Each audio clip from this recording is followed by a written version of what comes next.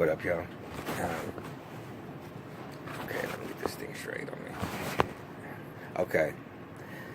Alright, I've been waiting on Power to come back on since season 2 went off.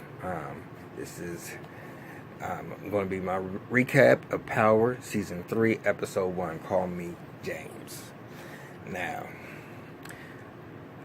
Power. There's some similarities between Power and Empire, but I fucks with Power a little bit more because Power shows you the gritty grit part of the street, but yet where they're trying to cross over and be legit. But the only person that's really trying to cross over is Ghost, or as he says, call me James. But so where Empire, Empire is, they started off there, they made their transition, and now it's just all about business. And if they're being grimy now, it's that white collar type of grimy. It ain't the back in the woods. Even though Lucius does some crazy things, but just with Power, it's showing you both sides. You see the Tommy who doesn't want to give up the street at all, and then you got the Ghost who's trying to do things legit. But how this first episode started off with. Now y'all gonna have my feelings about these characters right off the top, alright? And I used to be pro Ghost, but I don't know. I can't fuck with Ghost no more, for real. I mean, but anyway, Ghost and Angela are going into the club in the Truth or whatever, JS something. I wasn't really catching what they was calling it, but it's the Truth nightclub. And Angela's going in on his arm. Now, I think that's some fucked up shit, Ghost. Tasha was your ride or die bitch. And, I mean, how can you let some motherfucking goddamn pussy just take you, say, fuck your kids, okay? You got 3 kids at home, and you just gonna say, fuck them, but you wanna go legit and you want this motherfucking porter. Come on now. Come on. Oh, I can't fucks with him on that. Oh. But they walk up in there, and so once they get into the club, I mean, he takes Angela to the little VIP section where she can stand up and say all the things that are happening in the club, and he gonna go ahead and take care of business. So then it pans on to Tommy, and y'all, I like me some Tommy though, I do. Tommy can be a little bit reckless sometimes. It'd be off the chain, but he's nothing but street in him. He's hood to the heart, and I don't fuck with Ghost because Ghost's gonna sit there and they gonna go into this together, and then they gonna take over all this motherfucking shit. And just because you want to go straight, you think everybody's supposed to motherfucking go straight. He even got, Dre, Dominique, in the club now. At the end of last season 2, Dominique was like, "Look, I ain't trying to just. I'm trying to be around for my son. For my kids." And I'm thinking I'm ready to give up this street life, but he said that, but in this episode he's really saying, I want to look clean, but at the same token I want to be grimy too. He's not ready to just give up that grimy part. He wants to still move the weight, do whatever, but just look clean like Ghost was doing for a minute there. Like that. Tommy's getting all booted up. He's ready to go out the streets. This season is a different Holly, but he's still with Holly right now, and she's like saying, you don't gotta go out and do this. But Tommy, being the gangster that he is, he knows what he gotta do. Because if y'all don't remember last season, right at the end, Lobos had called Tommy and said, "I want you to kill Ghost." So he's getting all booted up so he can be able, because there's some situations on the street corners now that Ghost ain't around, and then some people like the Cubans. That dude, he sit there and rolled out. After the last season, so there's like some people bucking in the neighborhoods, and Tommy ain't gonna play that motherfucking shit. So he gonna do whatever he gotta do to just straighten out all the get everybody, make sure everybody's on the same page. So when he meets up with Julio and another dude on his side, and they beef on with the guys that are trying to come on their territory, they start. Tommy don't have no cut cards. The dude had his hand on his belt like he was gonna sit there and shoot something up, and You know, Tommy ain't backing down from no motherfucking shit. He said, I don't know if I'm going to motherfucking pull his balls, I mean, from him and slap you in the face or some crazy ass shit that he did. And from that shit on, they started scrapping. And, but then the police showed up, so everybody vamoosed or whatever, so they was running. And it was like, man, we don't have no products on the street right now. We need to sit there and we need some weight. What's going on, Tommy? He said, I got that handled. Okay, now, and mind you, and when we go back to the club again, Ghost went into his office, and he seen this card on his. Last year when he was killing off all them people at the end of the season 2, and he was leaving his calling card or whatever, those cards for each of the bodies when he killed them. Well, now one of those cards is in his drawer.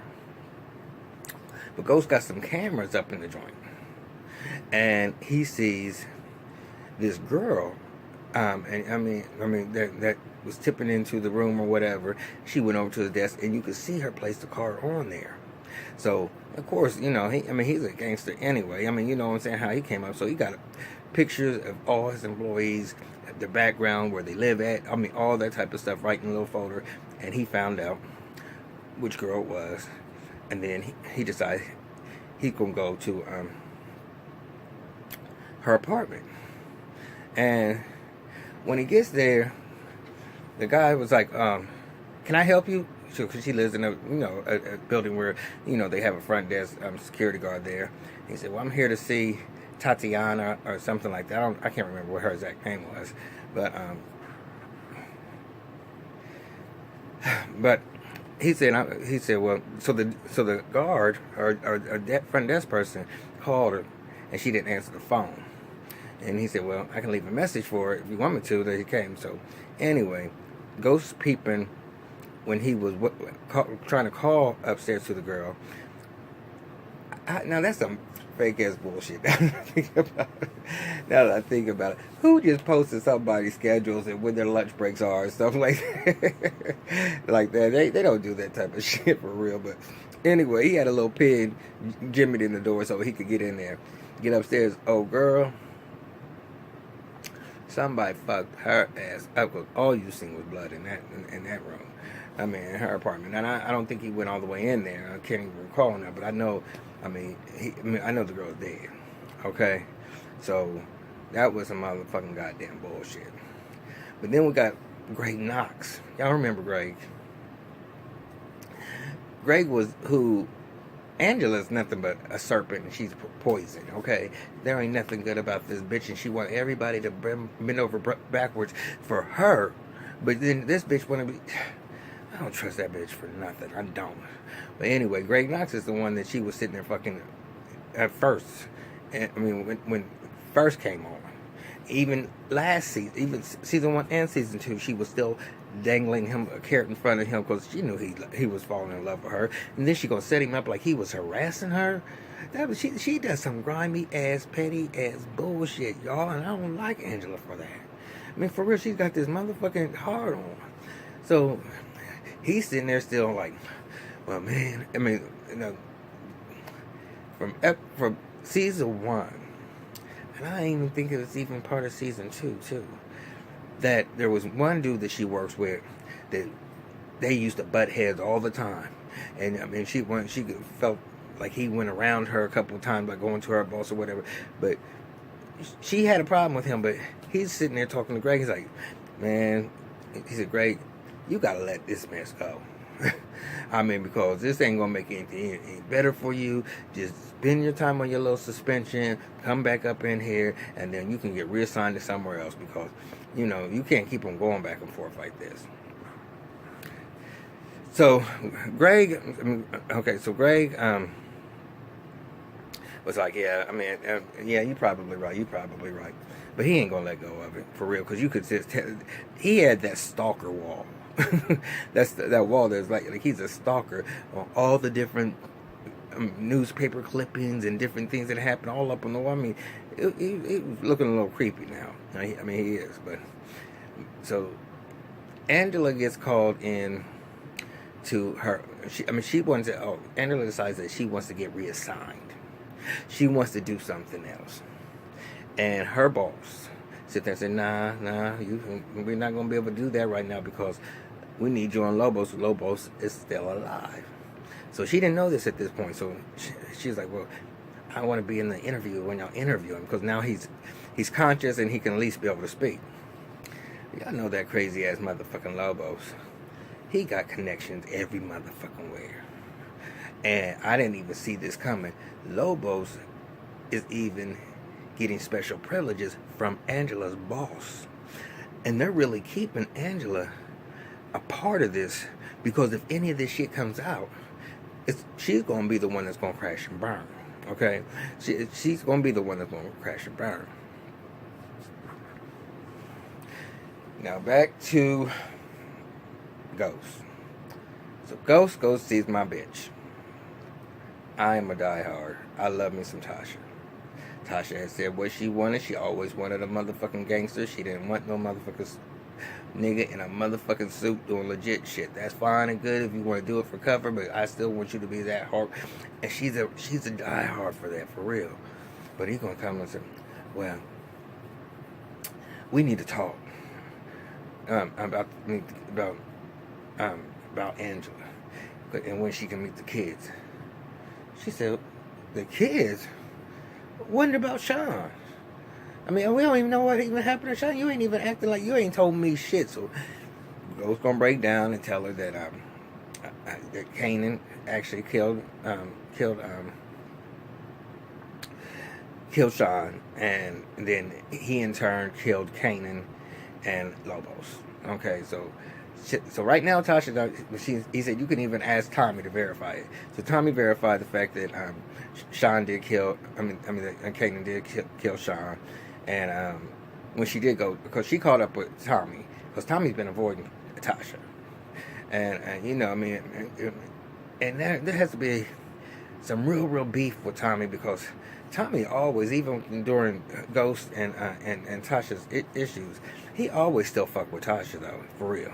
And he was giving her the cold shoulder when she called up to him on the street.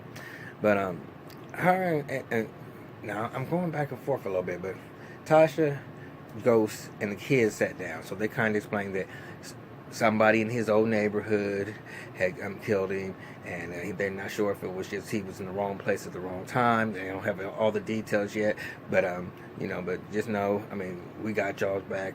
Y'all safe, and y'all don't have to worry about anything. And I'm like, Ghost, how the fuck you think you gonna go over here? I said, you better not say nothing to her. You better not say anything to no Tasha or them kids about you fucking goddamn Angela. Don't do that motherfucking goddamn shit. You can see the look on your kid. His daughter was like, well, when you coming home, Dad? I mean, I just don't, and I don't even get it for real. But it is what it is. And oh man, I don't know what's really going on here. Shit. But anyway, what else?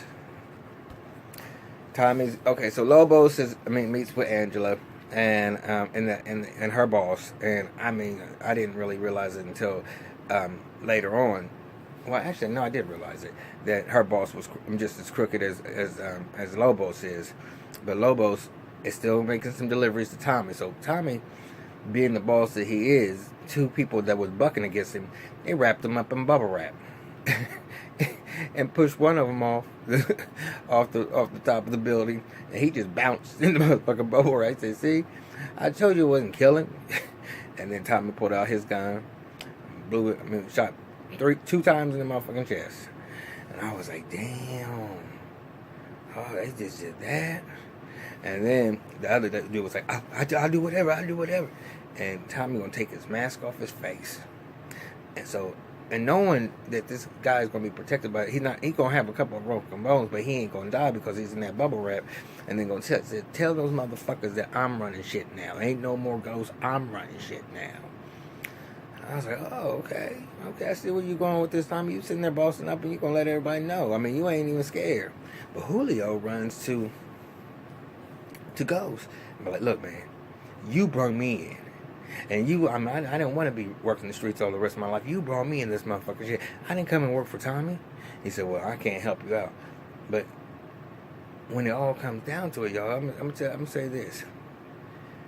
He gonna have to do something. He gonna have to really do something because